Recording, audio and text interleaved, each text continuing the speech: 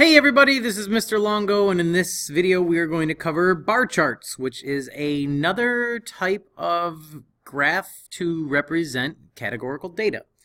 So when you're working with a bar chart, you need to know that your vertical axis is going to represent your frequency or relative frequency of the data you are analyzing, and your horizontal axis is going to be the category.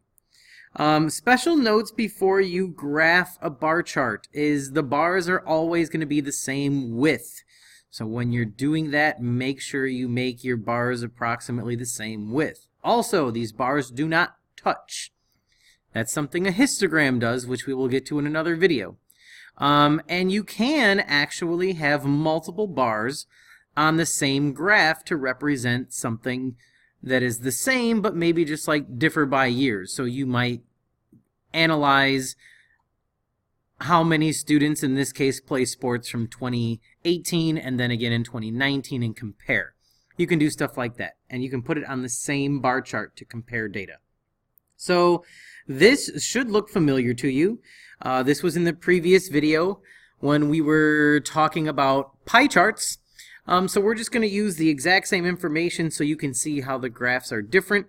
So remember, the first thing you always have to do is find your relative frequencies. So this would be 0.28, 0.50, 0.08, and 0.14, just like they were in the last video, and those will total up to 1. Now what a bar chart does is you basically just select categories for your horizontal axis, and then going up you have to decide if you're going to actually represent the frequency itself or if you're going to represent the relative frequency. That does make a difference.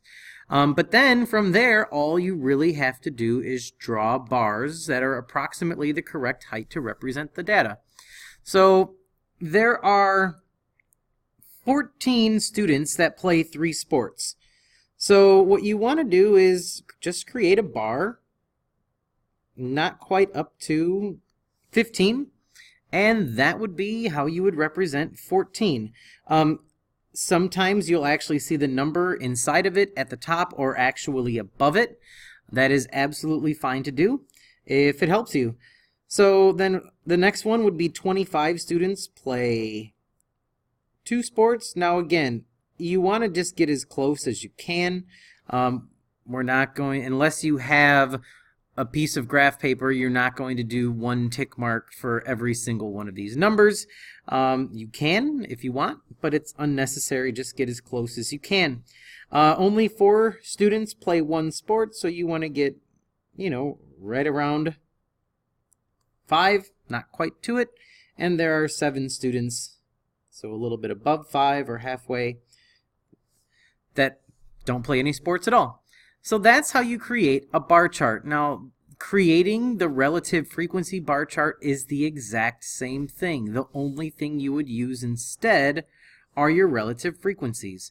So we found out that 0.28 of the students that were surveyed here play 3 sports, so you would just go up to almost before 0.3. And I'm pretty sure you can figure out the rest of it from here. So you can try it on your own, or you can just watch me draw a couple of more bars that represent the approximate relative frequency of these situations happening. Okay, so that's it. So again, a few things to remember. You have to read your scale. Make sure your scale is going up at a consistent height. And always start down at 0.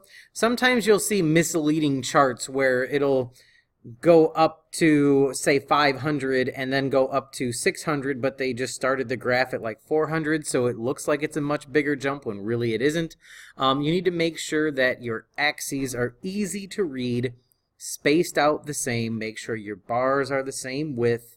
You don't want to confuse anybody by making a wider bar, because really that doesn't tell you anything. It's how high it goes on your chart that people are going to look at.